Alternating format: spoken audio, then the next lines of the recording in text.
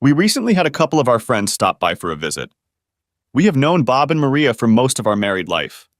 Maria used to work with my wife Trina at a large, well-known travel agency. The company has offices in many states. Bob is a supervisor in a factory. I am an electrician and work at one of the local factories. I have been working there since I returned from the service about 8 years ago. The four of us were watching an old movie called Same Time Next Year, which was about a man and a woman who had been lovers for many years. They were both married, but not to each other. They still loved each other and agreed to meet and be lovers every year at about the same time for a week. The rest of the time, they would live normal lives with their spouses and families. Our wives cried at the end of one of the novels when the couple had to go home to their families. "What nonsense," I said. "They're both cheating on their families and you both think it's so sad." "They should be found in the arms of their lovers and shot," was my reply. "Andy, how can you say that?" "They were true lovers and only met once a year?" Maria replied. I spoke up. "So what you two are saying is that I can have sex with my ex-girlfriend once a year as long as Trina doesn't find out about it." Trina was furious. "You bastard, this isn't about you and your old whore Melissa. This is about people who are really in love. I doubt you'll ever be able to understand that." Bob could see the tension was getting out of control. "Time out. It's just a damn movie. I don't think we should all sit here and argue over a stupid movie." "Bob," I asked, "if this woman was your wife, would you say it's okay to have an affair once a year?" "If I caught Trina doing that, I'd throw her out on her ass. And Trina, you had no right to bring Melissa into this just because she was my girlfriend before I met you. Hell, I didn't say anything about you and your old lover, Zach. Look, this is getting out of hand." "Let's just stop talking about the movie," Maria said. "No," I said. "I want to know Bob's answer. What would you do, Bob, if Maria wanted to do what the woman in the movie did?" "Look, Andy, Maria wouldn't do that. I'm not going to answer questions based on some damn assumptions. Maria is too good a person to do that to our marriage," Bob replied. I glanced casually at the girls, and for a moment something flashed between them. I couldn't tell what it was, but a chill ran down my spine. Maria got up, sat on her husband's lap, and kissed him. I guess in their happy heads all was well and fine. As for Trina, she didn't smile at me. She stood up and offered everyone another drink. I turned off the movie and the four of us went into the kitchen to play cards. Men have always been against women. I have to admit that the cold made me think. In the days that followed, I did a lot of thinking. When I graduated from high school, I enlisted in the Army.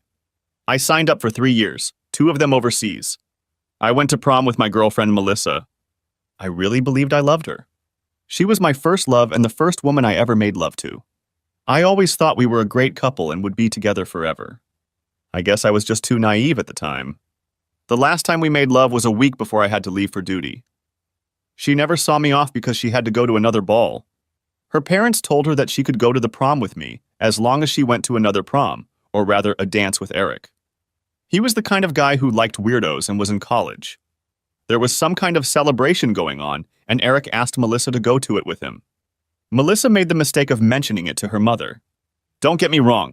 I had nothing against Eric except that he wanted to date my girlfriend. Unfortunately, his mother and Melissa's mother worked together and tried to get them both to start dating. It pained me to know that Melissa would date Eric, but she said her mom told her she had to go, but she promised me she wouldn't even kiss him. I had been abroad for about 4 months when I received a letter from my sister informing me that Melissa was pregnant. I couldn't believe it. Melissa had been writing to me since I left for basic training. Why had she never told me about it? Surely she must have known, especially if my sister Jen knew. The only answer was that Eric had gotten her pregnant. I was furious. I wrote her a letter calling her every dirty word I could think of. I was fighting in a war, and my soon-to-be ex-girlfriend was having fun at home behind my back and didn't even deign to tell me she was pregnant.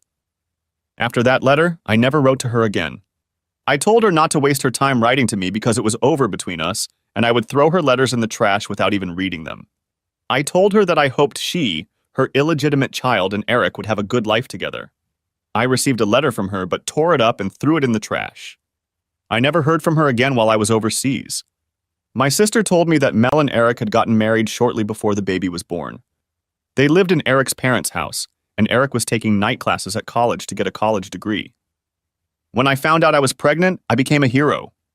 I wasn't brave, I was stupid. I didn't care if I got killed or not. I was there as a superhero, saving the lives of many homeless children running around. I didn't care about myself anymore. I thought I was going to come home in a body bag. I didn't care. I was just a stupid soldier who decided his life was over. I couldn't believe it when my tour of duty was over. Not only was I alive, but I received several commendations for bravery. When I returned home, the town threw a party in my honor. I saw many friends and old schoolmates. They all greeted me with handshakes and smiles. I wondered if one woman would show up at the celebration. I saw her in the crowd with a baby stroller and her husband. She turned around and walked away without even talking to me. I wasn't expecting this because of the letter I wrote calling her a slut and a bitch. It's funny how our emotions take over when we get angry. I was sad after meeting her, but I still hated what she did to us. There was a lot of dancing at the party. I saw an old classmate sitting there and asked her to dance. It was Trina, one of the prettiest girls in our class. She was a little out of my league at the time and was dating an athlete from high school. He was every woman's dream. At least that's what the school rumors said. His name was Zach Carter. He was the quarterback of the entire school and was probably excelling. I heard he went off to college after high school. Trina went to a local junior college, earned a business degree, and worked for a large travel agency.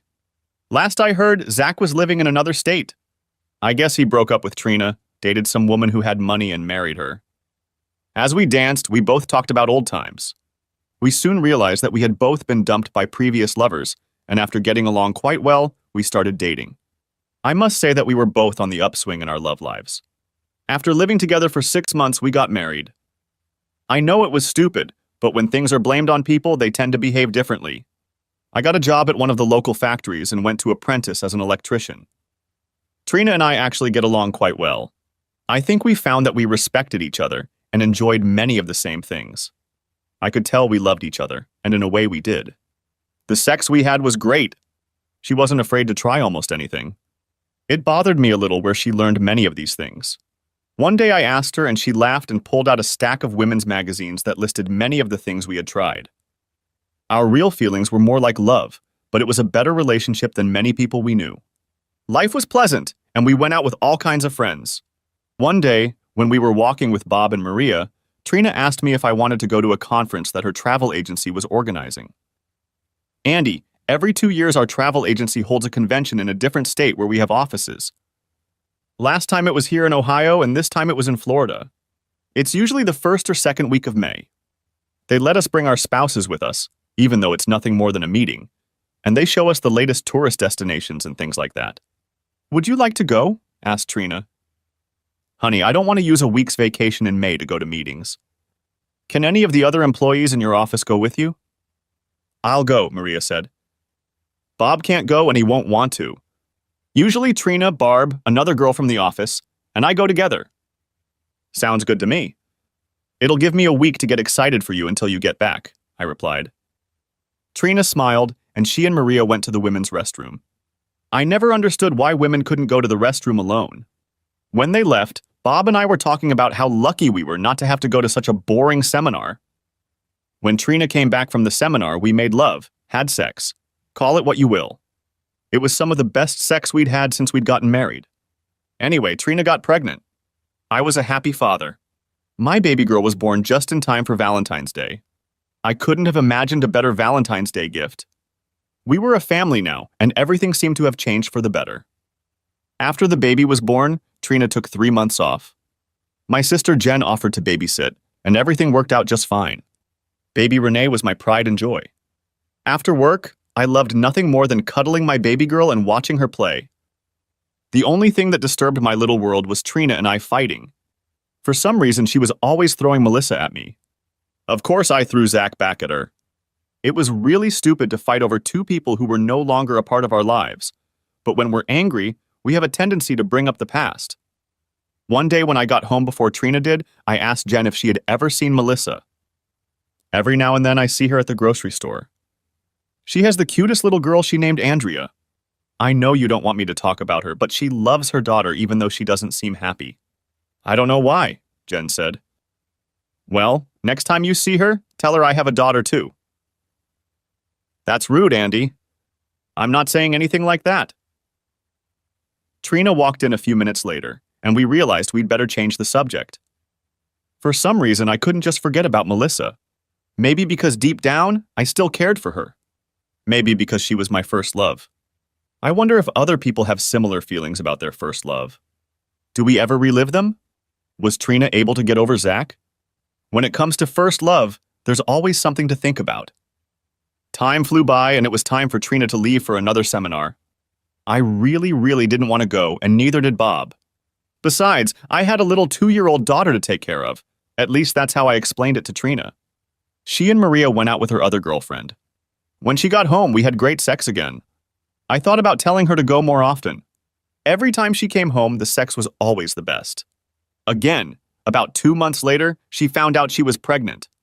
7 months later, our second daughter was born. We named her Ashley. Valentine's Day was starting to become a pretty good day in our house. Life went on. We lived ordinary lives and fought. The funny thing is, the longer we were married, the less we had in common. I often wondered if we would have divorced if it weren't for my 2 sweet daughters, Renee and Ashley. I finally got my electrician's license. It meant more time to work, but also more money.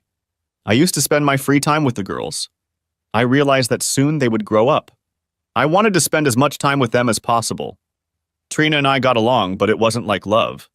I know I keep saying this, but I felt like we were just doing our chores. It seemed like most of my friends had similar marriages. We all looked alike from the outside, but behind closed doors we were like 2 strangers living in the same house. I tried to joke and banter with Trina a few times, but it usually ended in some sort of argument. When she was planning her next workshop, I told her I would go with her. I thought it would strengthen our marriage if I took more interest in her work. At first she seemed excited that I was going, but after a couple days she calmed down a bit. A few days after that, Bob called me and asked if I wanted to go to Canada and fish with him while the girls were at the seminar. I tried to explain to him that I had told Trina that I would go with her. Believe me, Bob, I'd rather fish than go to a travel seminar. Just tell Trina. I'm sure she'll understand. I've already got the cabin booked or I'd change the date. I go fishing every time Maria goes to a seminar. This year, one of the guys couldn't make it and we had a vacancy. Maria was the one who suggested I contact you. Please at least mention it to Trina, Bob replied. I was sitting on the floor playing with the girls when Trina came home. The first thing she did was talk about the fishing trip. I think Maria had mentioned it. Andy, she said, I know about the fishing trip to Canada. I think you should go. Really, Trina? I promised you I'd go to the seminar with you. Look, Andy, this is the first vacation you've had since you finished your course and became an electrician. You've earned it, and I'm not going to take it away from you and make you sit through a bunch of meetings. Call Bob and tell him to make room for you in the car. She smiled at me. I couldn't believe how sweet she was. I told her I would get back to our usual sexcapade when she got back from her trip. I quickly got up and called Bob. Trina screwed me that night too. Maybe she's changed. The fishing was great. It was just what I needed to get away and relax for the best part of the week. My sister watched the kids while we were both away. I asked her to keep them an extra night so Trina and I could indulge in some sexual pleasure. Jen just laughed and said she would see me the next day. I had Trina lying on the bed and making love to her, well, more like rough sex, minutes after she walked in the door. I remember telling her that we were going to try to conceive a boy that night. I don't remember how many times we did it that night, but it led to our 3rd pregnancy. Andrew Jr. was born the following February. All 3 of our children were born within 1 day of each other in February. Right after Andy Jr. was born, I had a vasectomy. I decided we had 2 daughters and a son and told Trina that 3 kids was enough and I wasn't going to use condoms. She didn't seem happy or upset. Of course, why would she be happy? Surely she thought 3 kids were enough too. About a year after Andy was born, Jen told me that Melissa wanted to talk to me privately. What about Jen? What could she possibly want after all these years? I don't know. She filed for divorce from Eric, but I don't know if that's it or not. She seems scared. I think she needs to talk to you. You realize Trina will get really mad if I talk to Melissa? She's never really liked her. I probably elevated her too much years ago. I know I'd be pissed if I found Trina talking to Zach. Hell, I don't even know where he lives. Look, Andy, the last thing I want to do is interfere with your marriage. Maybe you can call her from my house or even meet her there once. We don't talk about sex, just talk. I've always liked her, and I know she wouldn't ask you to talk unless it was really important. The next day, I went to Melissa's house at Jen's house. I felt like I was doing something wrong just by going there. One part of me kept telling me to go home, and the other part of me wanted to see Mel again. Now I was struggling with my thoughts on whether I was doing the right thing. I stopped in front of Jen's house and sat there for a minute, trying to gather my thoughts and wondering what I should say. I felt like a nervous child as I got out of the car and walked to the door. I rang the doorbell. Any other time I would have walked right in, but today was different. Jen came to the door and asked why I rang the doorbell. I didn't have an answer when I walked in. The tension could have been cut with a knife when I looked up and saw Melissa, as beautiful as I remembered her, standing in Jen's kitchen. She cried and brought her hands to her face. I was at a loss as to what to do. There was no way I expected to see her crying. I walked over to her and held her hands, seeing the tears streaming down her face. She spoke first. "I'm so sorry, Andy, I'm so sorry," she said over and over. She was shaking, and I put my arms around her to comfort her. I had no idea why she was acting like this, but it was getting to me. 10 years ago, I would have been happy to see her tears after what she'd done to me, but it was different now. Perhaps time helps heal old wounds. I held her in my arms and smelled the Melissa I remembered. "It's okay, Mel, that was 10 years ago. We're both moving on with our lives," I said. "No, you don't understand. I promised Eric that I would never see you again. That was our pact, but I had to break it. I had to break it for Andrea, my little girl," Mel replied. "You're right, Mel, I don't understand. What are you trying to tell me?" Mel calmed down a little, and Jen brought her a cup of tea. The three of us were sitting at the table when Jen suggested we go into the other room and leave Mel and me alone. "No, please stay, Jen. I think you need to hear this too. Andrea, my little girl, has a severe case of jaundice due to liver failure. She's going to have a liver transplant if a suitable donor can be found. The doctor said that family members are best and that only part of the liver needs to be given to adults. In time, it will grow back.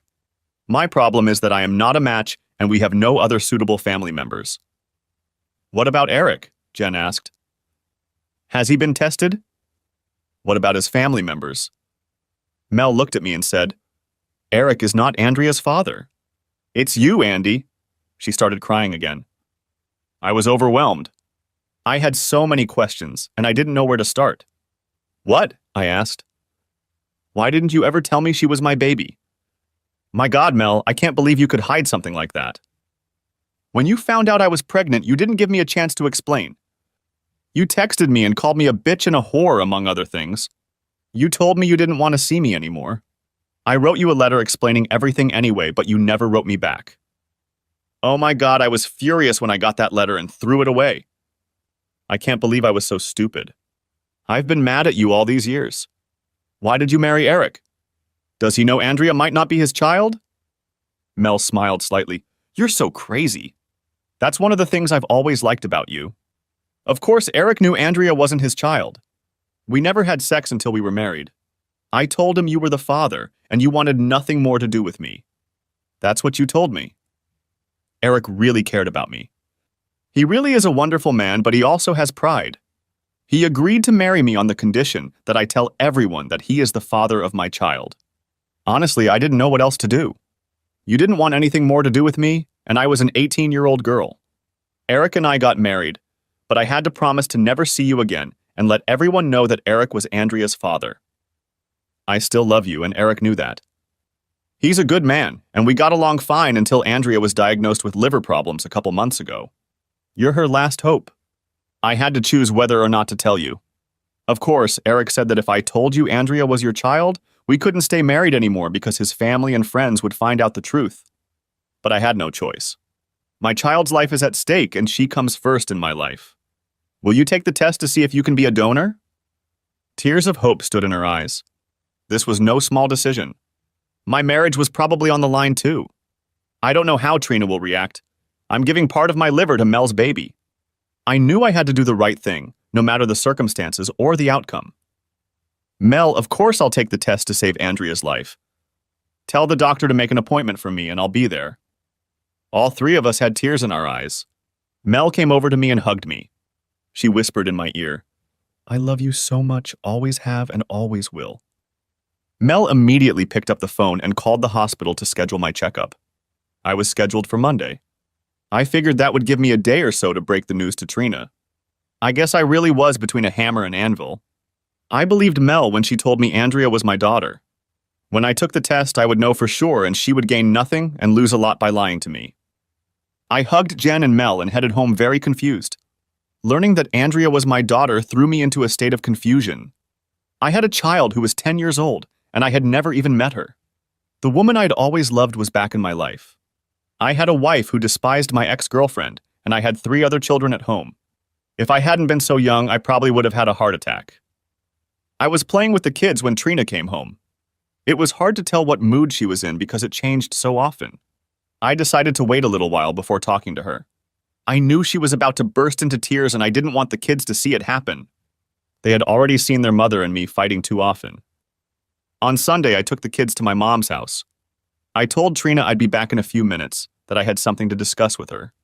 When I got back, she jumped on me. "What's so damn important we can't discuss in front of the kids?" Trina asked. "I talked to Melissa yesterday, and you and I have a lot to discuss." Trina interrupted me. "What? You went and saw her. Why? She's missing her home and she wanted you to help her?" "That's enough, Trina. This is very serious and I need to talk to you about it. Mel's daughter has jaundice and she needs a liver transplant or she's going to die. What does this have to do with us? I feel sorry for the girl, but there's nothing we can do. Why would she want to tell you about this?" Trina looked a little more concerned, but I knew she was wondering why Mel had called me. Mel said the girl needs part of an adult's liver to survive, and the closest chances of a match are with family members. "Don't tell me she claims you're the baby's father. Do you believe her?" "Yeah, she called to tell me I'm the father of a little girl." "Honestly, Trina, I didn't realize. The little girl needs a transplant, and I'm going to see if I can help her. I have an appointment tomorrow to see if I'm a good fit." "What about our family? Have you thought about them? What if something goes wrong or that you need time to recover? Have you thought about us?" Trina looked more angry than concerned. She had a right to be angry. It was just dumped on us, but the fact remained that Andrea needed help to survive. Look, the realization that I can save a little girl's life and the fact that she could very well be my daughter leaves me no choice. I have to do it no matter what you say. "You bastard! You put your girlfriend and her daughter before your own family. You are a poor excuse for a man and a father. I'm going to pretend you said that out of anger. If our children needed a transplant, I would support them, and you know it. Tomorrow I'll know from the test results if Mel's girl is my daughter, and if she is, I'll do everything I can to save her. I will also be involved in her life whether you like it or not. I just hope you can stop your hate and try to understand. For your information, Andrew, I'm against it. You may love her, but she's not related to me, and I don't care what happens to her. I have children of my own to worry about, and if she survives, I don't want you bringing her into my house. You're just a nasty bitch. I can't believe what I saw in you. I'll help this girl if I can. We'll see what happens next."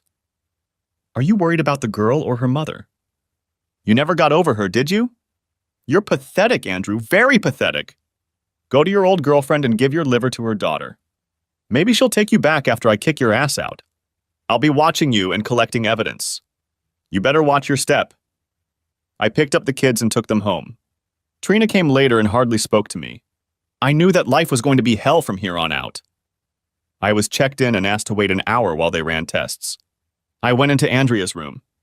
Mel was sitting there talking to her little girl. Andrea was so pretty. She looked a lot like her mother. She was 10 years old, but she was small because of liver problems. She looked no older than my daughter Renee, who was 6 years old. I walked over to the bed and it startled Mel a little. She quickly turned around and saw me. She had the most beautiful smile on her face. "Thank you for coming," she said. I looked at Andrea. "Are you my guardian angel?" she asked me. "Mom said my guardian angel would be here today to help me get what I need." "Are you him?" I smiled at her. "I'm not exactly an angel, but I'm here in hopes that I can give you what you need. I'll know in a few minutes." "You're Andy, aren't you? Mom said I was named after you. Did you know that? I have to tell you that Mom and I talk all the time. She and I have secrets. When I get better, I'll share them with you. Mom said it's okay. This disease may make me look young, but I'm 10 now, and I'm pretty smart. Do you have other children? The way she said it made me wonder. Did she know the truth about me? She was talking about the other kids, wasn't she? She sounded like she was so smart, but her body looked so fragile. God, I hope I'm perfect for her. Yes, honey, I have 3 children at home, all younger than you. When you get well, I'll bring them to you. That would be great. I like kids. I don't have any brothers or sisters to play with, so maybe I could borrow yours, she smiled. I could see it was weak and there were tubes coming out of it. Honey, close your eyes and rest for a while. You need to get your strength back. I'll keep Andy company, Mel said.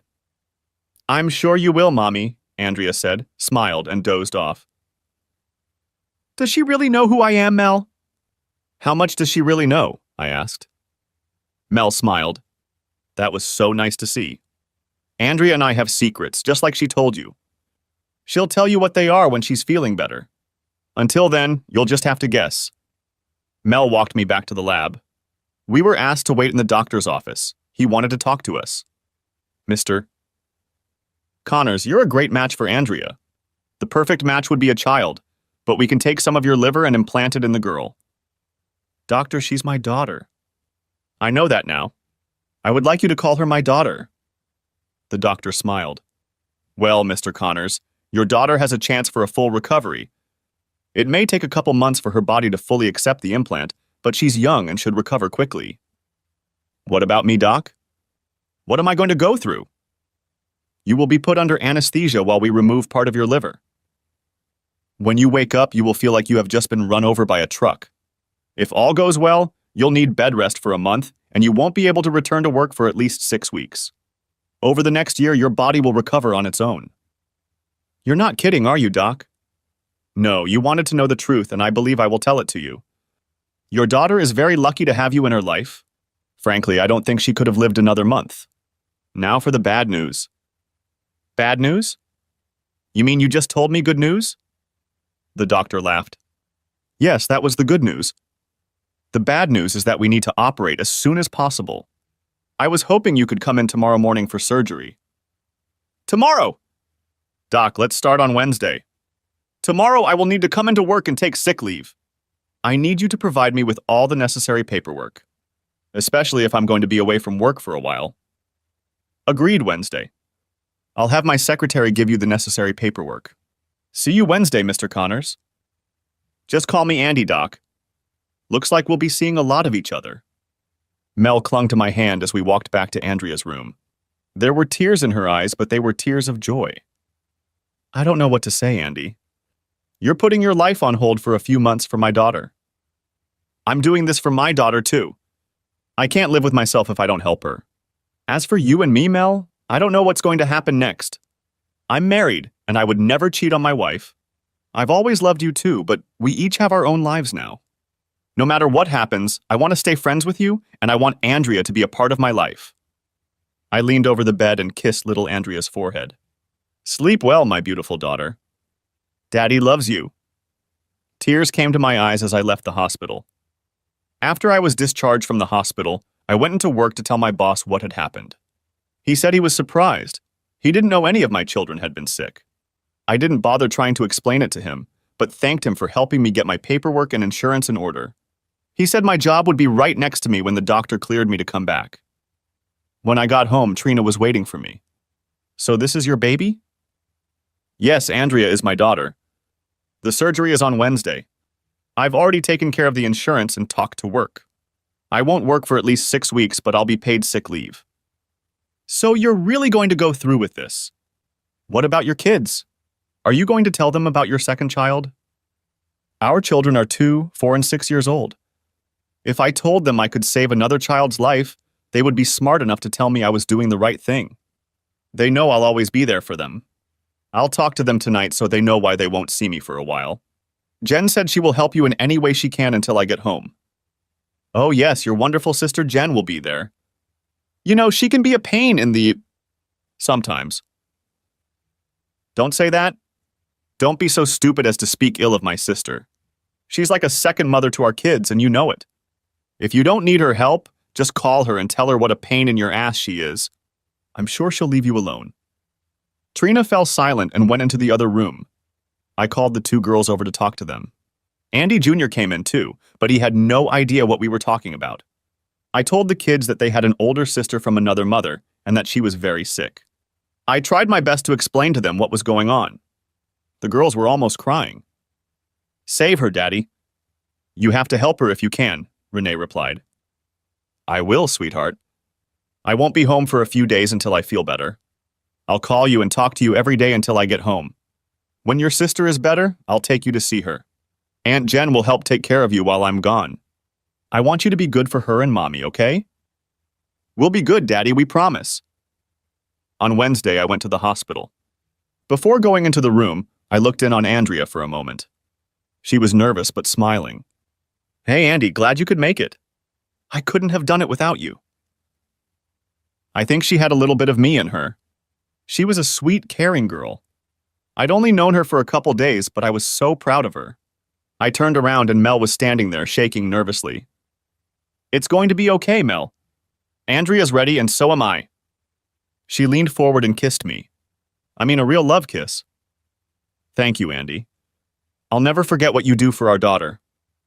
I looked back at Andrea and realized that she had heard what her mom had just said. She just smiled at me as if to say, Thank you, Daddy. I went to my room and began to prepare for surgery. When I woke up after the surgery, I remember the doctor telling me how I would feel. He wasn't lying, I felt terrible. A nurse came in, smiled at me, and ran her little tests. I told her how I felt, and she increased the dose of painkiller. I looked around the room, but no one was there. I knew Mel would be with her daughter, but I hoped Trina would change her mind and come to me. I was asleep, and when I woke up, I heard voices. It was my sister Jen and Mel. Hey, little brother. How are you feeling? You look like shit, she laughed. We always teased each other. She was as good a sister as one could ever have. She was married, but she didn't have kids. I don't know why, we just didn't talk about it. Jen, please don't make me laugh. It hurts like hell. How did it go? Is Andrea going to be okay? Mel says, It's too early to tell, but the doctor is very optimistic. He said the surgery went well, and now all we have to do is pray that her body will accept the liver. He'll take my liver. I don't give my body parts to just anyone, I started laughing. Oh, that hurts? I can't even laugh without it hurting. Andy, I am forever indebted to you for what you did.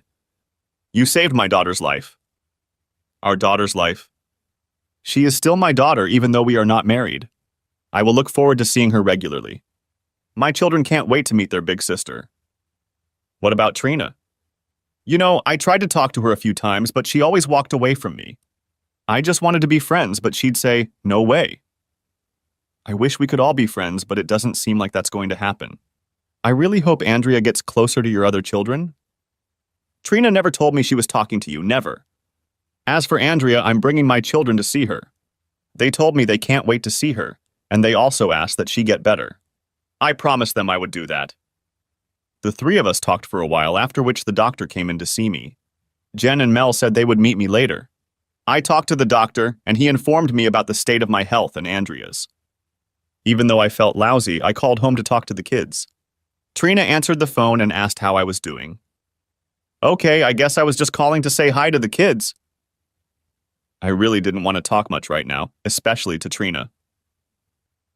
Well, I'll probably stop by tomorrow after work. I've been too busy today to get out, Trina remarked. She handed the phone to the kids and they each started talking on the inside phone. I told them I would talk to them the next day, but I just wanted to let them know that I was okay and I missed them. How's the girl, Daddy? Is she better? Renee asked. As far as I know, she's feeling better. I need to rest, girls, so give Andy a kiss for me and we'll talk to you tomorrow. I love and miss you all very much. We love you too, Daddy. Bye. Trina came to see me the next day. She asked how I was feeling and how Andrea was doing. She didn't really seem concerned. She seemed to be asking me more because she thought she should. She spent most of her time telling me about a special meeting in Chicago that she might have to attend. It was a month or so away, so by then I would be out of the hospital and able to watch the kids. She said that my sister Jen was with our kids right now, so she could come and visit me. Her visit made me wonder if she wanted to stay married to me. I had nothing to refer to, but I sensed she was hiding something. Not that I had a sixth sense, just a feeling. She kissed me lightly on the lips and told me she'd be back in a couple days, then got up and left. After a while, Mel came in to see me, and it was as if the aura in the room had changed.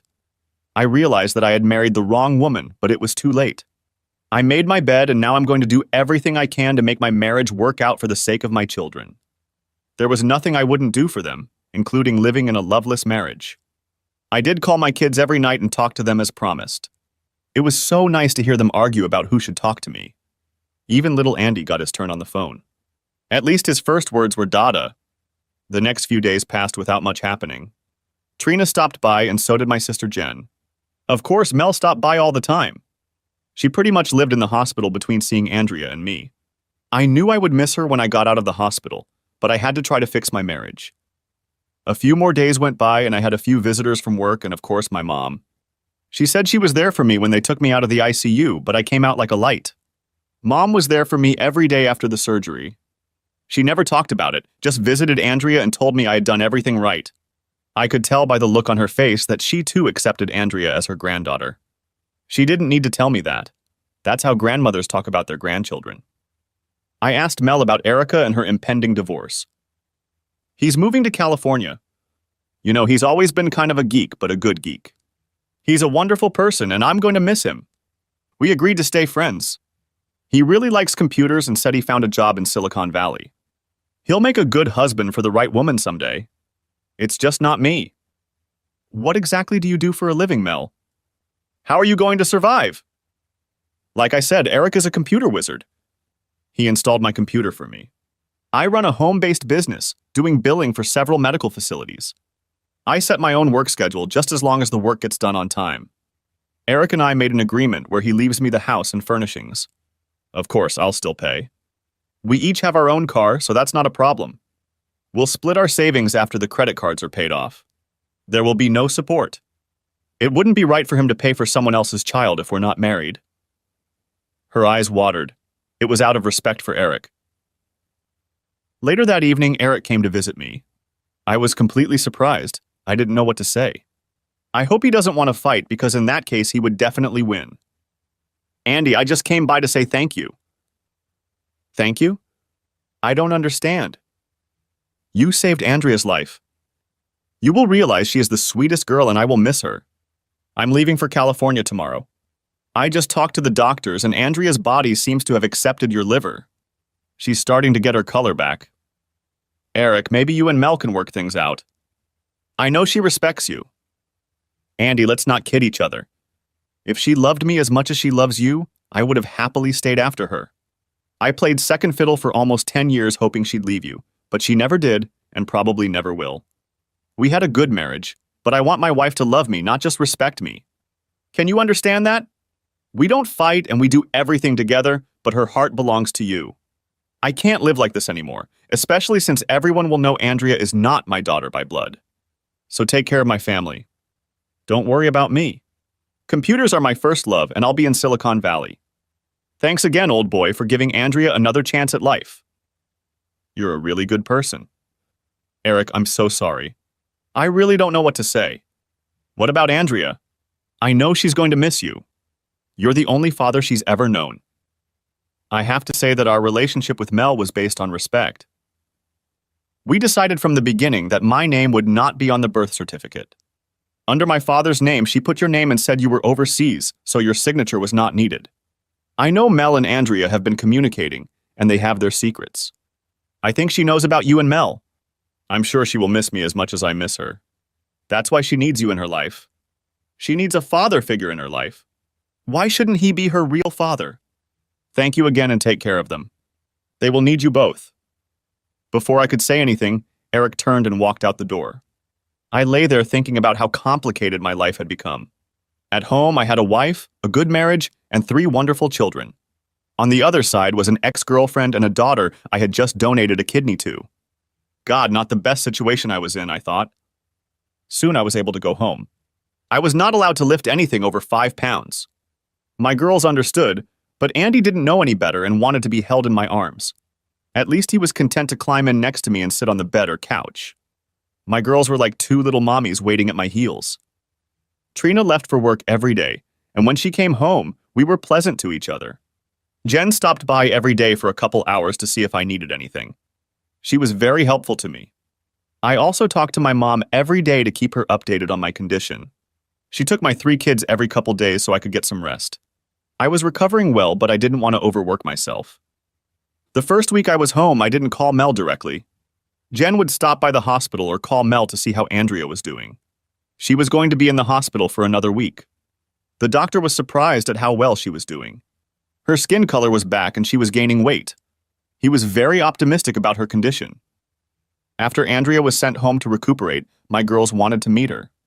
I still wasn't allowed to drive, so we all got in the van and Jen drove us to Mel's. I wasn't sure about driving there, but with Jen and the kids, I figured it shouldn't be a problem. Mel's house was beautiful. It was well furnished and clean. I told the children that Andrea was a sick girl, so they should be quiet. Mel smiled when she saw my children.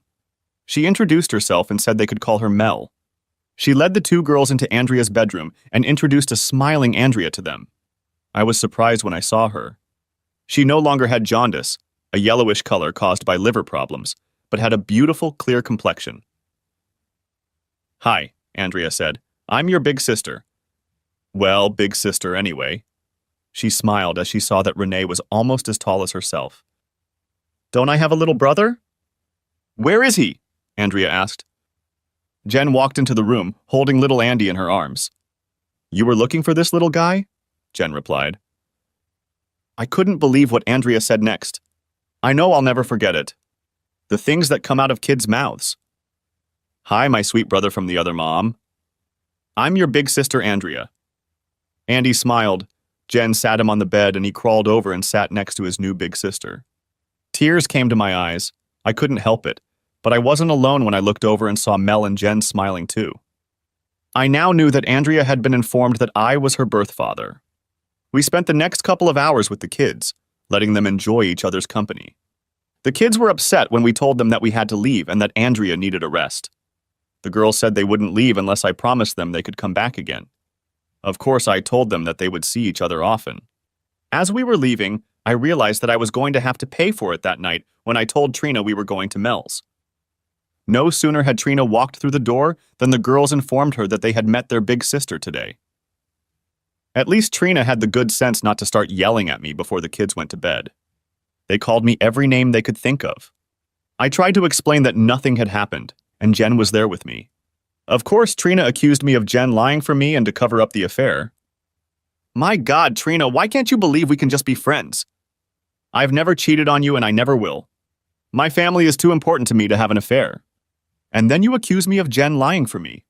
Trust me, Jen would never tolerate infidelity, not even from her brother. I told you the kids wanted to get to know each other and had a good time. Why are you looking so glum? Not everyone wants to cheat on their spouse. I promise you I won't." She yelled some more and we went to bed. We still slept together, and I tried to lie next to Trina, but she wouldn't do it. Over time, everything healed pretty well. The doctor told me to wait another month before returning to work. I called the plant and let them know about it. Trina reminded me about her trip to Chicago in a couple weeks. She would be gone for a whole week. I figured I wouldn't have a problem with the babysitter. Now I could pick Andy up and he was happy. The next week, our friends Bob and Maria came over to watch a movie and play cards. The girls chose the movie same time next year. Thus, we bring you up to speed from the very beginning of this story. As I mentioned at the very beginning, something happened between Maria and Mel. I kept thinking about the way they were looking at each other. I saw Trina whisper something to Maria before she and Bob left. I knew something was wrong, but I wasn't sure what. Things hadn't been good between us since the surgery. We hadn't made love in a long time. I decided to give it a try. At first, she pushed my hand away, but I kept trying. "Are you ready?" she asked. "You're going away for a week, and I don't want to wait for you to come back." And yes, finally, we had sex. I often wonder why her lovemaking doesn't carry over into our daily lives. Only during sex does she seem loving. The next morning, she went to work, and I cleaned up the house, something I didn't often help with. There were folded clothes on the dresser, and I was putting them away in a drawer. I noticed a package of birth control pills. When she started taking them, I had a vasectomy over a year ago. I pulled them out and put them on the dresser. I opened them to see if she had taken them. I knew I would be asking her about it tonight. God, I hope she has a good reason to use birth control. Our marriage was already on the rocks. I looked around for anything else that might be amusing, but found nothing. We both didn't use the computer much at home, and we had the same email address. There was nothing unusual about that. I checked a few of our phone bills, but they were fine. Maybe I was getting paranoid. When Trina got home that evening, I asked her about birth control pills. Why did you go through my drawers? You had no right. Really? I live here just like you do. I didn't peek. After great sex last night, I decided to help clean up the house and was just putting your clothes away when I noticed the pills. Are you going to explain to me why you're taking them knowing I had a vasectomy? You bastard, you say you trust me, and then you give me the 3rd degree. I'll tell you why I have to take the pill. A few months ago, I was having problems with my period and I went to the doctor. She advised me to take the pill to control the timing of my periods and make them more regular. Why didn't you tell me you were having problems with a woman? What would you have done? Would have prescribed me pills or told me to go to the doctor like I did. Besides, you were too worried about your other family members at the time. I didn't want to bother you with my health problems. This is inappropriate, Trina. You're my wife and you mean a lot to me. I'm sorry for doubting you, but I got worried when I saw the pills. I was afraid. I was afraid you might be having an affair. I'm sorry. Okay, now you know why I take the pills. Not because I want to, but because my doctor told me to. After talking to her, I felt better. I admit I still had my doubts, but I wanted to believe her. Thursday night we had sex again. It was almost an instant replay of that day. Friday morning she was in a great mood. She kissed the kids and me goodbye before leaving for Chicago. I asked her to come back soon so we could continue what we had started. On Saturday, I took the kids to visit Mel and Andrea.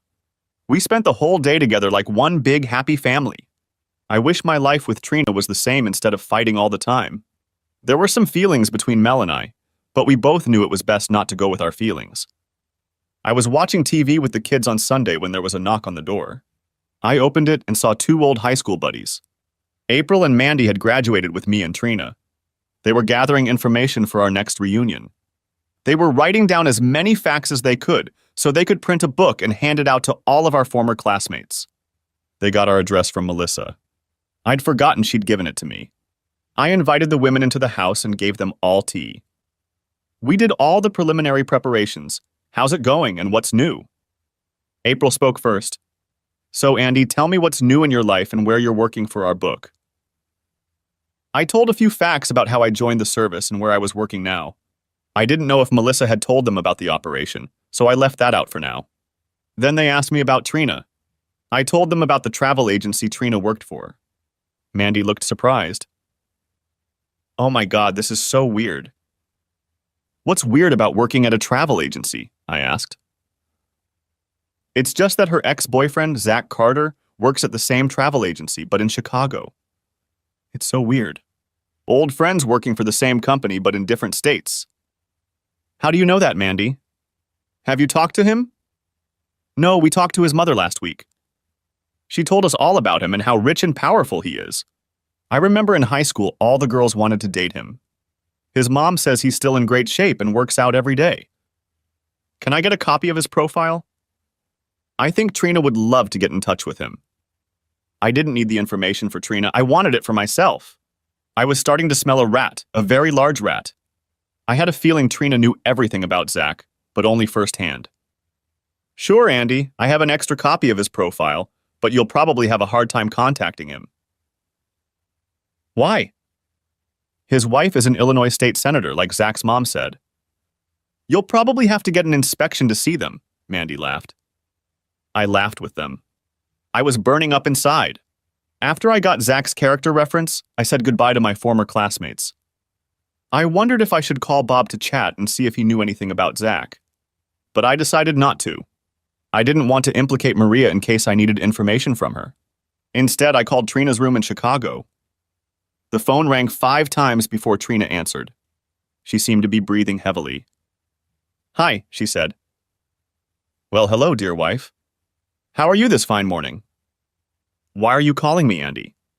We said you should never call unless it's an emergency. Are the kids okay? The kids are fine, but their father is a little pissed off. Why did you call, Andy? I don't have time for your silly games. It's Sunday. You don't have meetings on Sunday, do you? Oh, I forgot. You're having one of your secret meetings with Zach right now. Did I interrupt your sex? I'm so sorry. That's enough, Andy. I've heard enough of your nonsense. We'll talk about it when I get home next week. You stupid bitch, I can hear him in the background. I'm going to hang up the phone, Andy. We'll talk about it when I get home. Talk to me now or I'll burn the damn house down. I could hear Zach in the background whispering with Trina. That stupid asshole didn't have the sense to keep his voice down. Why don't you tell your boyfriend to shut up, or I'll finish this conversation with his wife, Senator. Please, Andy, don't call her. I heard her say something to Zach. Zach, get your hands off me. He knows you're here. We can't hide it anymore. He's going to call your wife if I don't talk to him right now. How long have you been seeing him? Since you won't answer me, I'm guessing about 7 years now. No wonder you come home and want sex. You couldn't get rid of him, or maybe you wanted to have a baby with him and cover it up by sleeping with me. Please, Andy, I can't think right now. Please, let's talk later. Whose children am I raising, my own or your lover's? Answer me, whose children am I raising? Please, Andy, I don't know. I honestly don't know. Wow, honesty is not one of your qualities. Gee, I may have to sue my lover for 6 years of child support. I'm sure the senator will want to support my children. Please don't say that. How the hell am I supposed to talk? I've been as honest with you as I could be. I promised never to cheat on you and I never did, even though you blamed me for our entire married life. On the other hand, you've been having fun with that asshole behind my back for at least 7 years. How the hell am I supposed to tell you about this? Andy, I don't know what to say right now. We'll talk when I get home. The only thing we're going to do when you get home is file a divorce and get the kids tested so your damn lover can claim father's rights. Now go back and enjoy your boyfriend. Just so you know, if the kids pass the test and turn out to be mine, I'll take them away from you. No, you can't take my kids away from me. I hung up the phone. I needed more information. I called Bob. He was back from a fishing trip. He was usually only gone for a few days. Bob, Andy here. I lost Trina's room number and thought you might have Maria's number. He handed it to me and asked if there were any problems. No problem. I just wanted to ask her something. Okay, thanks, Bob. I called Maria's room and she answered. Hi. Maria, it's Andy. Andy, Trina isn't here right now. I can have her call you. Cut the crap, Maria. I know where she is, who she's with, and what she's doing. I don't know what you're talking about. I knew she was trying to call my bluff, but I wasn't bluffing. Room 804, Zach Carter. Now answer some questions or I'll ask your husband, Bob. Are you trying to blackmail me? Blackmail? Hell no! I just figured that if Trina had an affair for 7 years and you covered for her, you might have gotten a little something on the side yourself. Either you tell me what I want to know, or I'll tell Bob about Trina, and you can talk to him about why you were hiding it. What do you want to know, Andy? So you had sex with Bob, too? You have an ex-boyfriend, too? Please don't tell Bob. I did it the first 2 times, and I felt so guilty that I don't stay in the same room with Trina anymore. It was a big mistake, and I sincerely regret it. Who was that with, Maria?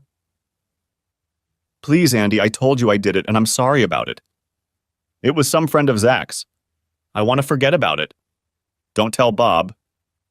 Tell me everything you know about Trina and Zach, and I promise I won't tell Bob about our conversation. Okay, I'll trust you. You don't have a choice, but I keep my promises. Trina found out that Zach worked at the same agency. She started having an affair with him. As far as I know, it was only at these seminars. What she said about him, and I'll know if you're lying and our deal will be off. She said she always loved him and made a mistake marrying you. I'm sorry, Andy, but you said you wanted to know the truth. She couldn't wait for the seminars to be with him. They hardly ever went to meetings, and they stayed in their room most of the time and went out to dinner. What about my children, Maria? Tell me what you know. Oh my God, Andy, I don't know what to say. She was hoping that all 3 kids were Zach's. It was her way of getting even with you. It didn't make any sense. I never understood why she wanted you to raise Zach's kids. So my kids are actually Zach's? I don't know. She always hoped they would be, but as far as I know, she really doesn't know. Needless to say, Marie, Trina and I are getting a divorce, and I'm going to have the children tested to see who will support them. I will keep my promise to you and not tell Bob about this conversation. In any other matter, I will not lie to him. As for friends, I never want to see you in my house again. I needed someone to talk to. I wanted to talk to Mel so badly, but I didn't think it was wise. I had no idea how Trina would handle the situation. And the last thing I wanted to do was involve Mel in the story. I called my sister Jen and asked her to come over. She sensed the urgency in my voice and said she'd be right over. Jen and I talked it over and thought about what scenarios could happen. I was confused about what to do next. Now I know why the temporary guilty plea exists. I would kill both Zach and Trina if they walked through my door right now. Jen and I agreed that we should call Zach's wife. She's earned the right to know what kind of bastard she married. I looked at Zach's profile and it showed his home number. I called it, but I got the receptionist. I asked to speak to Mrs. Carter. There was a pause, then I was told to wait a minute. Who is it? The woman asked. I'm Andrew Connors from Ohio. And you're Mrs. Carter. Yes, that's right, but I'm called Senator Conroy. My husband's name is Carter. Well, Senator, your husband is at the hotel right now having fun with my wife. I thought you might want to know. Damn him, he said he's not seeing that married woman anymore. Is her name Trina? Yes, that's her, Trina Connors from Ohio. His high school girlfriend who would soon become my ex-wife. Mr. Connors, thank you for making me aware of the situation. I can't talk right now, but I'll have my people contact you in the next few days. I don't want to talk to your people. If you want, I'll talk to you in person. I don't need anything from you. I just wanted to make you aware of your husband's infidelity. I hung up. Obviously, she knew about her husband's cheating. I wondered if Trina was his only girlfriend. Well, now I'd have to sit around and wait for Trina to show up and start divorce proceedings. The hardest part was getting tested to see if I was the biological father of my children. What if they're not mine? I raised each of them from day one. They were my family and my life. Around midnight, there was a knock on my door. I just sat on the couch and thought about my problems. I put my 3 kids to bed and hugged and kissed each of them, wondering if they were mine. Damn, I wanted to drink so badly, but after my liver surgery, I wasn't allowed to drink for probably a year. A knock startled me and I heard it again. I looked out and saw a policeman. I opened the door. I'm Officer Bates with the Sheriff's Department. Are you Andrew Connors? Trina Connors' husband? The officer asked. Yes, officer, it's me. What's going on here? I regret to inform you that your wife was killed in an automobile accident in rural Illinois. The Illinois Post Office has asked me to inform you of her death. I was shocked. One moment I hated her to the core and wanted to kill her, and now she was dead. I couldn't believe what I had just heard. I wanted to wake up, hoping I was dreaming and that the past few days had been a bad dream. But it wasn't a dream, and I wasn't asleep.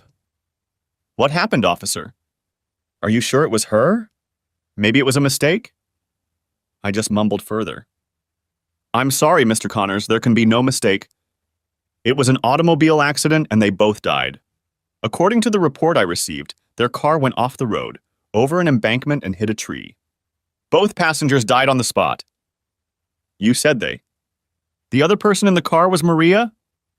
No, sir, that was Zach Carter. Did you know him? I was stunned.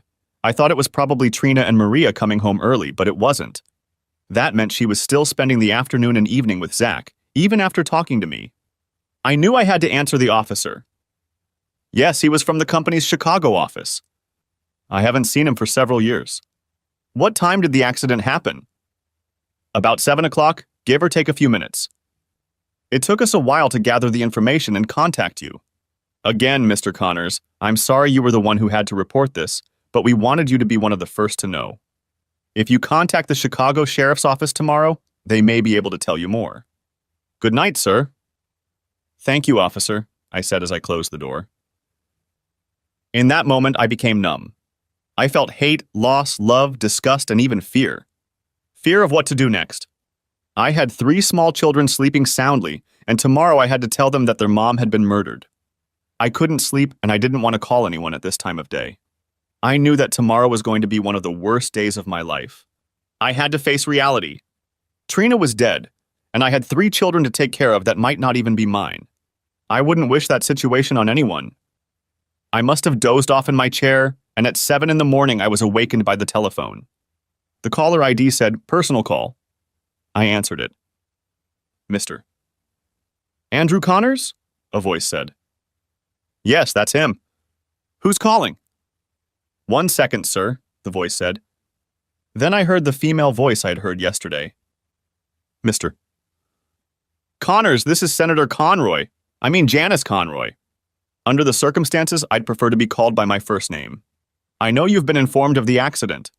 I'm very sorry for your loss, but I need to talk to you. I need a big favor." "Mrs. Conroy, you lost your husband too. I know the situation is not going to be the best for either of us. What kind of service do you need?"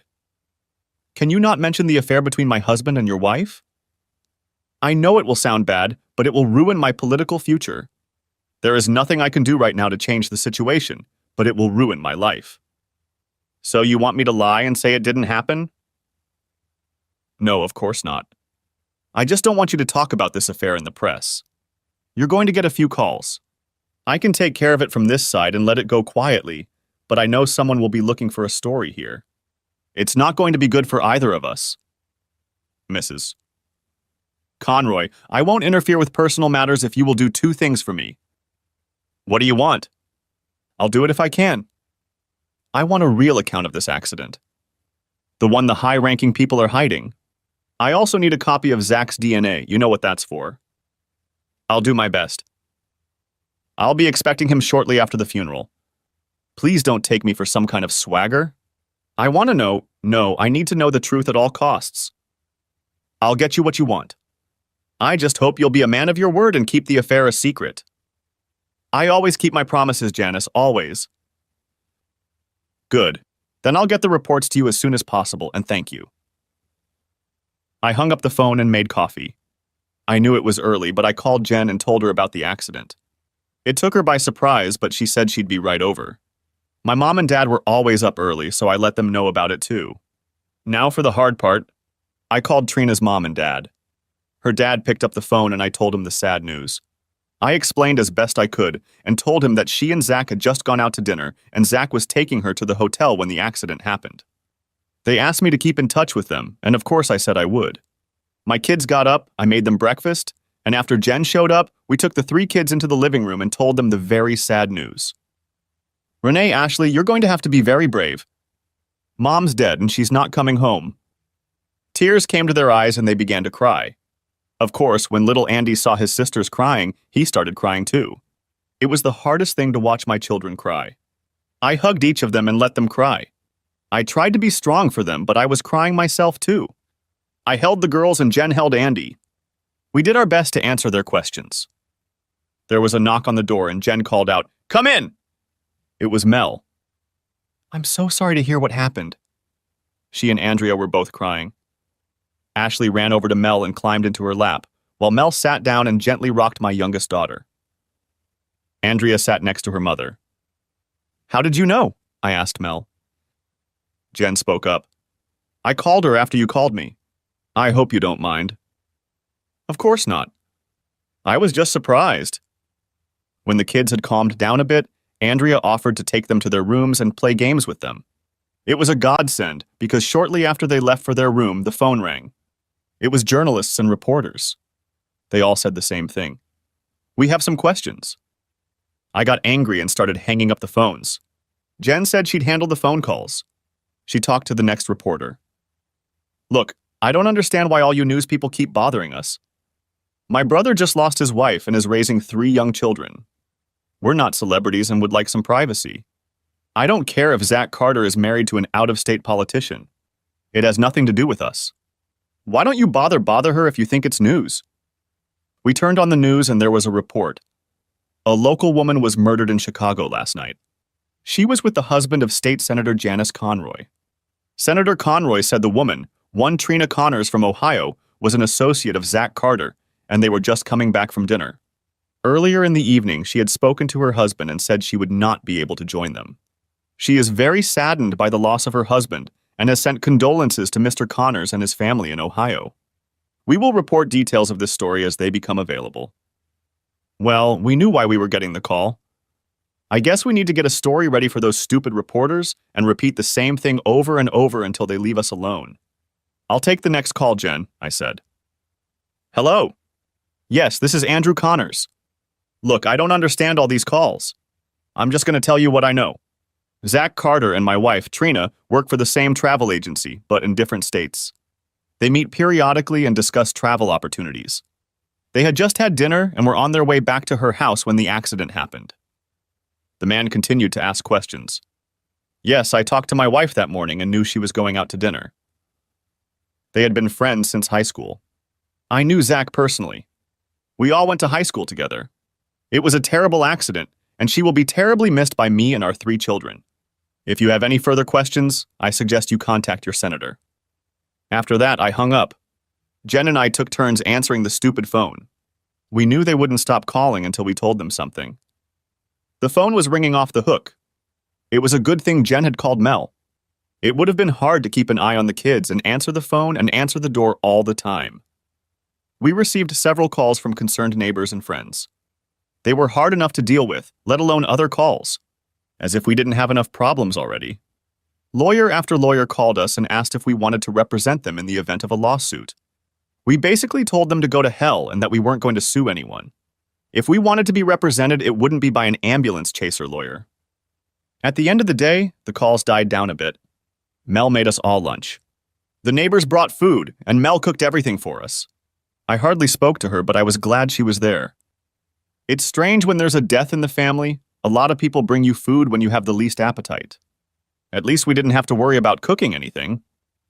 There was a knock on the door and I assumed it was another neighbor, but it turned out to be a damn TV reporter. Mr.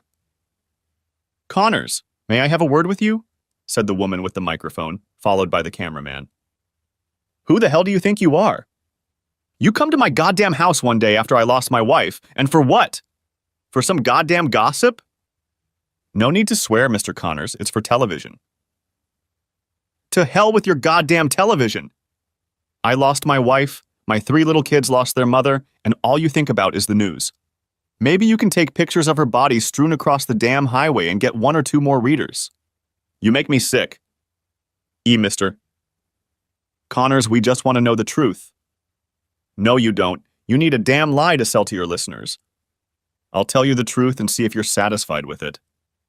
My wife and Zach were high school friends years ago. Were they lovers, Mr. Connors? Lovers? They were 16-year-old kids. Do you consider those to be lovers? You're just a sick man. My wife and I are married. We have 3 children, ages 2, 4, and 6. She works full-time at a travel agency. Tell me, when did she have time to have a torrid affair with an ex-boyfriend 2 states away? But she was with him. Yes, they had a business meeting in Chicago and they went out to dinner. A lot of old friends have dinner together. I talked to her the day before, and if you were listening to your own TV station, you would have heard that Senator Conroy was going to go to dinner with them. All you want is damning gossip and trying to ruin lives. At that moment, little Andy was peering out of the storm door. Look at the door at my son. Tell him you think his mother is a whore, and all she wanted was an affair with an ex-boyfriend. Tell my little boy that his mother didn't love him, that all she could think about was wanting to have sex with another woman's husband. I wanted so badly to say, screw it, but out of respect for the children present outside the door, I didn't. You disgust me. I've said before that I wouldn't wish a situation like this on my worst enemy, but in your case, I might make an exception. Let some reporter blow your life to pieces with lies and accusations, and you can live with it. One last thing. If I hear one lie about my wife or family on your news network, you can consider me suing your ass along with your network. You weren't invited here, and there are no celebrities living here. Now get off my property. When I got back to the house, I picked up my boy and just hugged him, and he hugged me back. Jen smiled at me. She knew I hadn't really told the whole truth, but hopefully the reporters hadn't guessed that. Things seemed to calm down after that. The children were playing in the room again, and Jen and Mel were discussing funeral arrangements. They were to deliver Trina's body within the next 2 days, and we wanted the funeral to take place as soon as possible. The women said they would take care of all the arrangements, and that suited me just fine. I was lost when it came to things like that. I went to the bathroom, and when I got out of there, I looked into the room where the girls were playing. I heard Ashley talking to Andrea. I miss my mom. I know how you feel, Ash. I miss my daddy. Well, his name was Eric. He wasn't my real daddy, but I miss him. He was always there for me. Why did he leave you? Ashley asked. Because he wasn't my real father. Dads shouldn't abandon their little girls. It's not nice, Ashley replied. It's okay. I have another daddy now, and this is my real daddy, and he's your daddy too. Ashley, do you think your mom will be my mom too? Since we have the same daddy, why can't we have the same mom? Tears came to my eyes when I heard those words from my little girl. I didn't want them to know I was listening. Tell you what, Ash, you talk to Dad, and I'll talk to Mom, and we'll see what happens. No matter what happens, I'll always be your big sister, and you can always come to me. I watched Andrea hug Ashley. Over the next couple days, the calls pretty much stopped. A news reporter who came to our house showed only the nice part of our conversation about what a wonderful wife and mother Trina was. I guess the TV station didn't want to risk a libel suit. Also, there was a news story about a high-profile divorce of a Hollywood couple. Our accident case was already old news. Jen and Mel did a great job with the funeral arrangements. We laid Trina to rest one night and buried her the next day. I couldn't believe how many people showed up. Jen and I stood by the casket and greeted everyone who came to pay their respects. Mel sat on a couch off to the side with her 4 kids. She wanted to stay on the sidelines. Every time I looked at her, she had another child on her lap. One minute they were crying, the next minute they were laughing. Every now and then one of them would come over and stand next to me. As we paid our last respects to Trina before closing the casket, we all cried. So sad and yet so silly at the same time. She could have had a wonderful life, but she was looking for greener grass. Mel asked her church to organize a luncheon for everyone who came to the funeral. It was a wonderful lunch, and we had one last opportunity to socialize with many of our friends. I even thanked Maria and Bob for coming. I talked to Maria for a while and told her that I hoped she had learned her lesson from Trina's death. She had a good man, and she should do everything she can to save her marriage. She hugged me and thanked me for keeping our secret. I really hoped she would learn from Trina's mistake. In the days that followed, Mel and Jen asked what Trina's things we wanted to keep. I replied that I didn't have any ideas. I told them to give all the jewelry and keepsakes to the girls. They set most of it aside for future use, but gave the girls enough stuff to play with as kids. Mel remarked how nice Trina's clothes were. I told her she could keep them and wear whatever she wanted, since they were similar in size. If looks could kill, sweet Mel would have killed me on the spot. Jen started to laugh. You are a stupid, stupid man. You want to give your dead wife's clothes to your old girlfriend? I don't think so, little brother. She said they were nice. I was just trying to be accommodating and let her get what she wanted. Women! I'll never understand them. What to do with them? Jen looked at Mel like I wasn't even there. Let's have a garage sale and sell all the clothes. They should bring a decent price. That was the next thing they were going to do. The phone rang, and I heard a familiar voice on the other end. When I hung up, I asked the girls if they could take the kids to the park or somewhere else for a couple hours. I had someone coming over and we needed some alone time. I told them I would explain everything to them later. As they left, there was a knock on the door. It was Senator Janice Conroy and her driver. Please come in. I've been expecting you. She asked her driver to get on the porch and entered the house. I was surprised at her appearance. She was a very pleasant-looking woman, but she was probably in her 50s. I didn't realize she was that old since Zach was our age. Mr. Connors, I was in Columbus, Ohio on state business and thought I'd take advantage of this short trip to provide you with the information you requested. She handed me a manila envelope that she said contained an unofficial accident report, as well as Zach's DNA card. Would you like a cup of coffee, Mrs. Conroy? Please just call me Janice today, and a cup of coffee would be nice. Just a little cream, please. I want to thank you for being so tactful and telling me about the affair. It wouldn't have done any good if the truth had come out. The insurance company called me and asked me to talk to you about settling the matter. Janice, I don't want your money. I just want to get this over with so my family and I can move on with our lives. Andy, you'll get dozens of lawyers calling you saying they can get millions of dollars if you contact their firm. The truth is, a case can stay open for years while they dive deeper and deeper into it. The insurance company doesn't want that to happen, and neither do I. They've made you an offer. If you accept it, the case will be closed. You won't be bothered anymore since the case is settled. What is this offer you keep talking about? Is it your money? Like I said, I just want it to be over. It's the insurance company's money. They'll give you $100,000 for each of your children and put it in a trust account. The money will be paid out after they turn 18, and you will be the custodian of the account. The children will receive the money only at your direction until they turn 25 years old. Then they will manage their own accounts. Why are they offering this money? Was there any offense? No, it's just that everyone is obsessed with the courts these days. It's easier to sue someone than it is to look for a job. This will just close the account. They'll also pay for all the medical expenses after the accident. Hospital bills, ambulance bills, and other expenses. So you'll get $300,000 plus medical payments. That's $400,000 plus medical. I have 4 children, not 3. My second daughter lives with her mother, but if I agree to this, she should get her share too. I'm sorry, I didn't know about that. I'll make sure you have enough for all 4 kids. So if we're done, I'd like... Janice, this may be the last time I see you. Can you tell me about you and Zach and why you let it go on after you found out? I think so. You deserve to know. I met Zach when he was in college. He was a tough, gruff guy. I was asked to teach a political science class and we became friends. As you can see, I'm 25 years older than Zach. At first, it was fun to be with a young man and teach him about love. I know you've heard of trophy wives. Well, Zach was my trophy husband. I had this handsome stud on hand at all my parties. At first, Zach liked being the center of attention, but when he realized it was about me and not him, he became uncomfortable. He asked me to buy him a travel agency.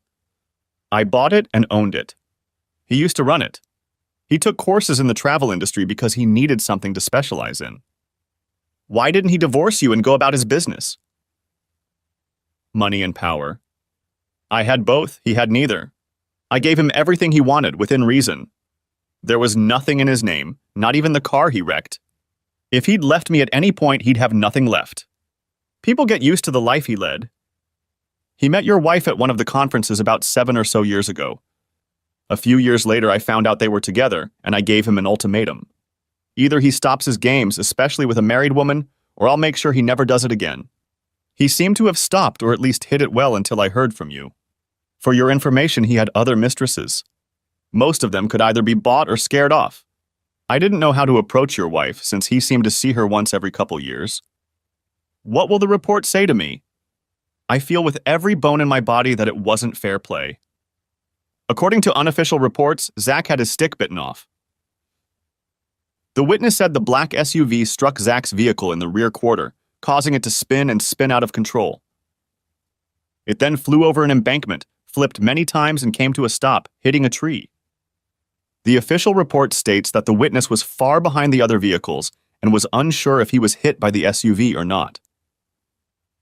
Janice, did you kill them? Personally, I don't. There are forces above me and I can't speak for them, nor do I want to know. I did love Zach in my own way. In a way, he was my boy toy, and he was fun to be with. Well, Andrew Connors, this may be the last time we speak. The report you have has the names removed, so just in case it falls into the wrong hands, we'll be protected. Again, I'm sorry for your loss and we'll take those insurance documents to you tomorrow. Thank you for being considerate. After Janice left, I opened the envelope and the report was just as she said it would be. Trina really was a slut for Zach. I now knew where she had learned the different ways of making love and who she was thinking about at that moment. It wasn't me. The other report contained complete information about Zach's DNA. Janice had indeed kept her promises. I had to wonder if she had anything to do with the accident. Maybe I'd better never find out. When everyone came back, I told the girls who my guest was. They were surprised when I told them who it was. I explained that we had an agreement and that the senator had taken the time to honor her side. The girls asked to read the report. Are you guys sure you really want to read this? I know you're women and curious, but this is some pretty deep shit. You're not going to like what you read. Mel looked at me. Andy, since I care about you, I'm going to forget about being curious. You can't ride this train through life alone. You have to be able to share with someone if you suddenly need to talk about it. She smiled sweetly at me after that. When they read the report, they were saddened. Like me, they hoped that maybe Trina would feel remorse after talking to me this morning. I told them some of what Janice Conroy had shared with me. My sister Jen said, I know it's awful, but maybe Trina's death is God's providence. How much worse it would have been if it had continued if the children were at the center of it all. I knew she was right, only she said it out loud. That was Jen, never afraid to speak her mind. After she left, I sat at my desk, reading the report again and looking at Zach's DNA. Mel sat down at the table next to me. What are you going to do with that? She pointed to Zach's DNA report. I have an appointment at the clinic tomorrow to take tests and find out if Zach is the biological father. Don't do it, Andy. For your sake and for the sake of the kids, don't do it. I have to know, Mel. I have to know. Why? Why is this so important right now? Zach is dead, Trina is dead, and nothing good will come from that knowledge. What if you're not the biological father? What are you going to do? Give up the kids, send them to an orphanage. Raise them with anger in your heart? Please, Andy, listen to me. You're their father. You've been there for every one of them from day one. You delivered their babies, changed their dirty diapers, but most of all, you have always been there for them. You are the one they call daddy, not someone else. Don't let those thoughts into their mind and heart. Please promise me you'll think about it, Andy. Think about your children. Okay, I'll think about it tonight. If we go, I'll stop by tomorrow when we're done. Mel kissed me lightly on the lips. It felt so good. She called Andrea and they went home. I did what I had promised and thought it over. The next day, it was the middle of the afternoon when I pulled up to Mel's house. The kids got out of the car and ran to her house. Andrea was at school, but Mel had told them they could play in her room. Renee was supposed to be at school, but I had already canceled her the day before. You did it, didn't you? Muttered Mel. I'm sorry, but I promised the kids, I replied. What, you did it for the kids? What are you talking about? I promised the kids that I would take them to McDonald's for lunch, and I'm keeping my promises. She smiled. So you didn't follow through? Well, you know, different thing, not lunch. No, I thought about what you said. They are my children and always will be. I want to keep it that way. So what happens now? I sat on the couch and Mel came over and sat on my lap. After the funeral, we were the closest we'd been, aside from the occasional kiss. It was so nice to be around her. She was a wonderful woman. You'll grieve for a while, we'll start dating, and then you'll ask me to marry you. I'll say yes, and we'll live happily ever after, just like in a fairy tale. The most beautiful smile appeared on her face. I smiled too. What if I don't want to marry you? What then? Then I'll just live with you. I already lost you once, it won't happen again. Besides, I've heard that babies talk. They like me, you know that, and I love them. How about sex? Are you good? I started laughing. Honey, it's not just going to be sex with you. It's going to be love, and it's going to be great. Mel was laughing now too. About that time, Andrea came home from school. She saw Mel sitting on my lap and started smiling. Andrea shouted to the rest of the kids, Renee, Ashley, Andy, come here quickly. There's something you need to see. Mel stayed where she was, not moving an inch.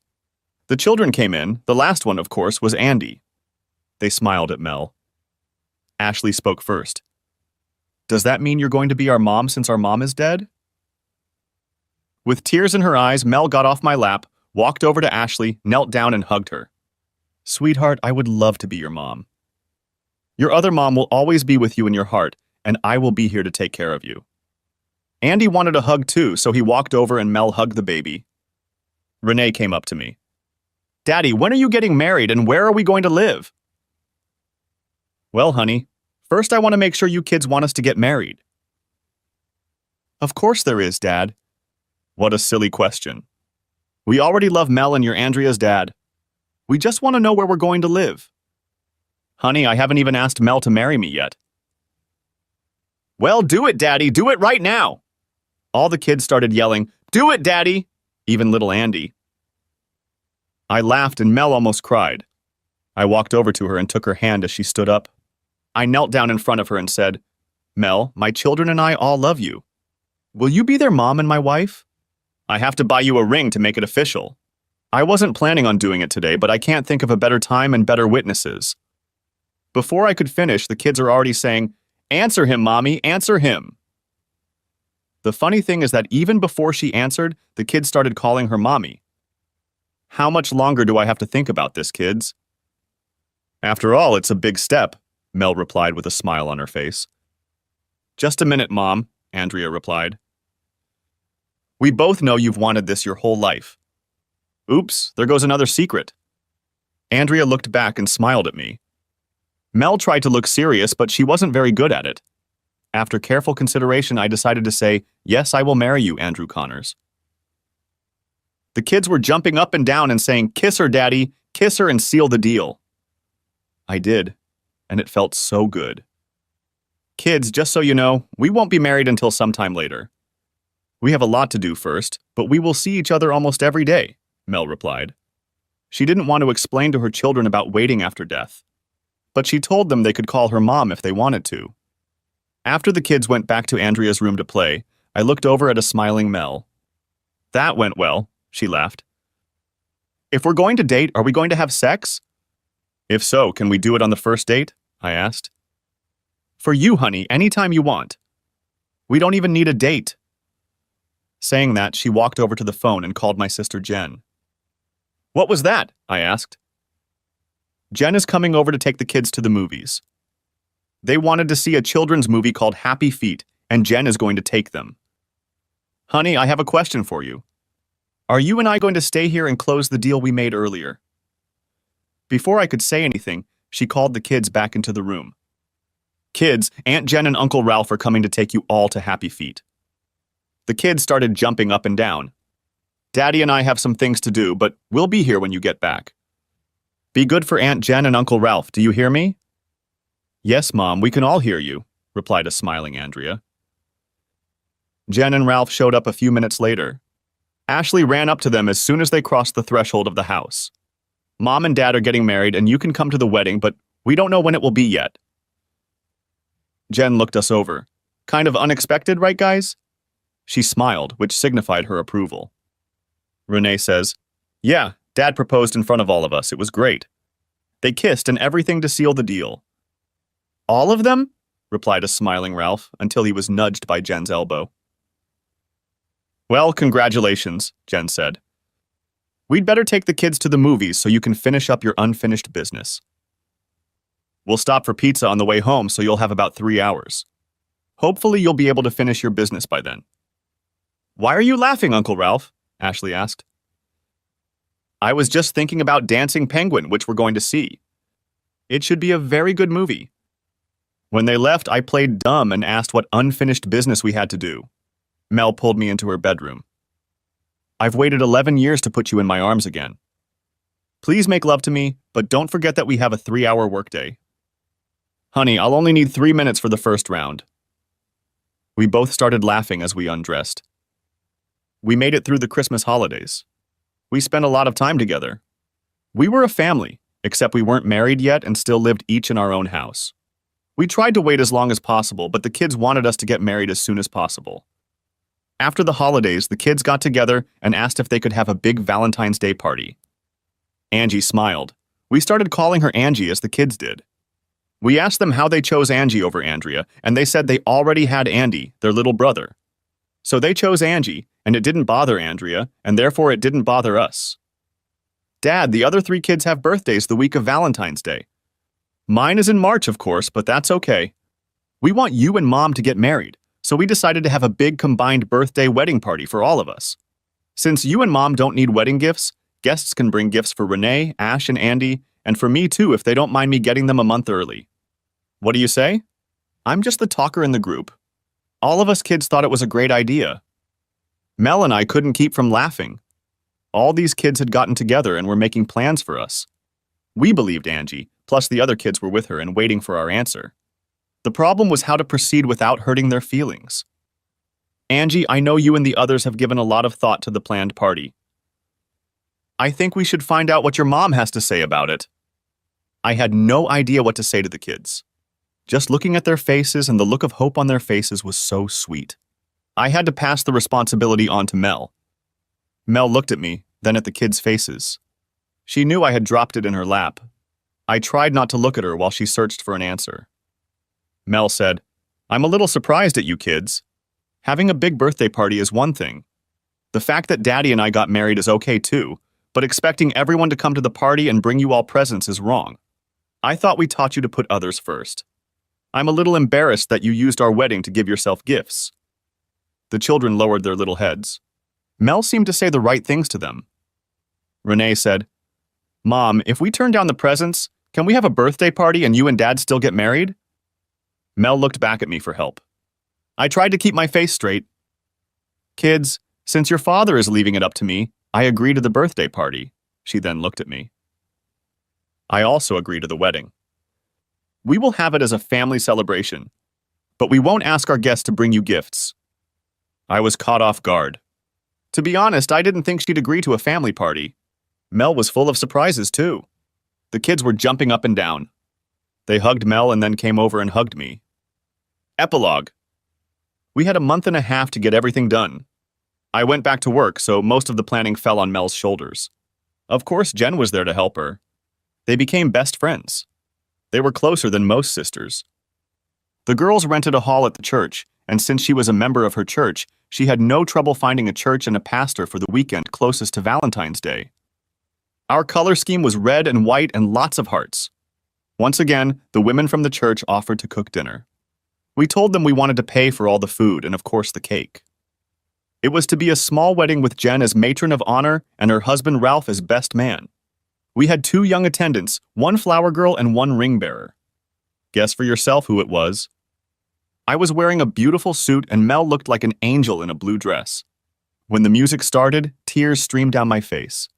First down the aisle, staggering, was my son walking down the aisle with a ring attached to a cushion. He was followed by my daughter Andrea, wearing a blue dress the same color as Mel. She was followed by Renee, also wearing a blue dress. Ashley was next as the flower girl. The wedding march sounded and Mel was led down the aisle by her father. When she saw the tears in my eyes, I knew she was feeling the same emotions. I don't know why, but I was nervous. I had married the love of my life after years of turmoil with my first wife. When the priest said you may kiss the bride and I heard the applause, I realized the church was full of people. As I looked around the crowd, I saw so many old friends and family members. Until that moment, I had been completely focused on Mel. When we walked down the hall, there was a large poster that read, "Congratulations to the Connors family on their recent marriage." A second poster read, "Happy birthday to Renee, Ashley, and Andy Jr., and happy birthday to Andrea, who doesn't have a birthday until March." When the kids saw the banners, they were so happy. There was also a stack of birthday cards for each of them. When we sent out the invitations, we said it was a combined birthday and wedding celebration. It was the best Valentine's Day anyone could dream of. For the honeymoon, we decided to wait until June when the kids were out of school and take them all to Disney World. We shared rooms, the kids shared 2 double beds, and we got a twin bed. We played with the kids during the day and made love at night with the door closed. The kids couldn't understand why we were tired every morning. When we got home, Jen came in to see us and told us she was expecting her first baby. We were so happy for her and Ralph. We knew they had tried, and we were so happy that it had worked out. They had a son. Andy will now have a little buddy to accompany him for the next few years. We decided to sell my house and move into Mel's house. Both houses were big and old but well-maintained. It was better to get away from the stuff Trina had bought. We had an auction and sold most of the furnishings and, of course, the house. The kids were happy beyond belief. They all got new bedroom sets. The insurance checks came in and we put the kids' money, each into their own account, for their future. That was the last we heard of the accident. We read that Senator Conroy had been re-elected by a large margin. Apparently, a lot of sympathizers voted for him. It just goes to show that life can throw you a lot of curveballs, but every once in a while, if you hit it exactly right, you hit a home run. That's the way it was for us. I never checked on the kids, but I kept Zach's information in a safe. Maybe someday when I'm old enough, I'll get up the courage to do comparative tests. For now, it's enough for one of my kids to run to me, give me a big hug, and call me daddy to know that I made the right decision. Thanks for watching. I hope you enjoyed it. So subscribe to my channel and watch the next video.